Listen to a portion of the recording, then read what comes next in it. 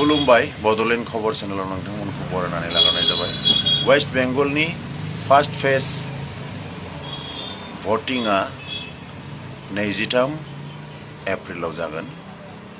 दिनै 21 आरो दिनै फार्स्ट फेज भटिंनि इलेक्शननि केम्पेना दा बेलासिनि 5 बाजिनाय लोगो जोबगोन आरो बीजेपी आबो बिराद नाजागासिनो जोबोद केम्पेन खालामदों, जोबोद फोसावदिंदों जाहाथे मानसिफोरनि भटार्सफोरनि गोसोखौ जय खालामनो हायो आरो टीएमसी आथ' दंखायो ममता बेनार्जी गासै 15 बोसोर बिथाङा सासन खालामबाय वेस्ट बेंगलखौ बिथांनि सरकारानो दंमोन ममता दिदिनि दा बिथांमोननि गेजेराव नारा नाथा जुजिनाया जादों आरो बेवहाय बीजेपी आबो गोबां गोहोम खोख्लैनो हादों ममता दिदिनि सायाव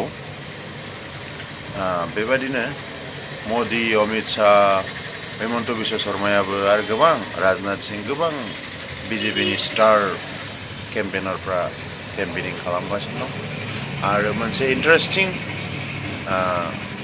जाथाया जाहैबाय खबरा नरेन्द्र मोदीआ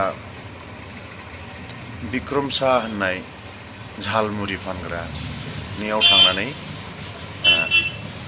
अच्छे से झालमुरि बनाइए होननानै झालमुरि बिनानै 10 टाका दामनि झालमुरि बायनानै जादों।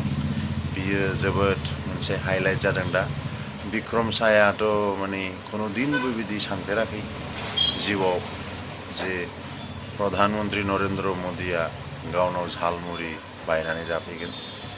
बे विक्रम शाहनि थाखाय बे मोनसे आसरित मोननाय बेनि जिउआव बेखौ बेबायदि जे मोननो हादों बे जोबोद बाख्नायथाव आरो मोदीनि बे आखुआव भटार्सफोरनि गोसोआ जोबोद मोदीखौ गोजोननाय मोदीखौ मोजां मोननाया बांदों।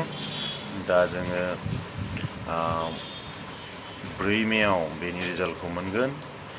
सेकेन्ड फेजआ 27 एप्रिल वेस्ट बेंगलनि इलेक्शननिया दा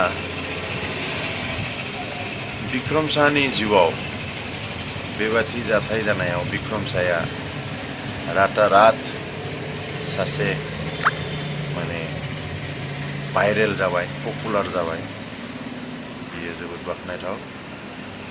दा जोङो सासे मानसि गिदिरखौ बेबादि भारतनिनो गाहाय मन्त्रि प्राइम मिनिस्टार बेखौ बिदि मानसिजों साधारन मानसिजों बिदि एत' गोरोबनाय बेबहार दिन्थिनायाव जोङो नरेन्द्र मोदीनि सायाव ओरैनो अट'मेटिक श्रद्धाया मोजां मोननाया सिबिनाया फैयो।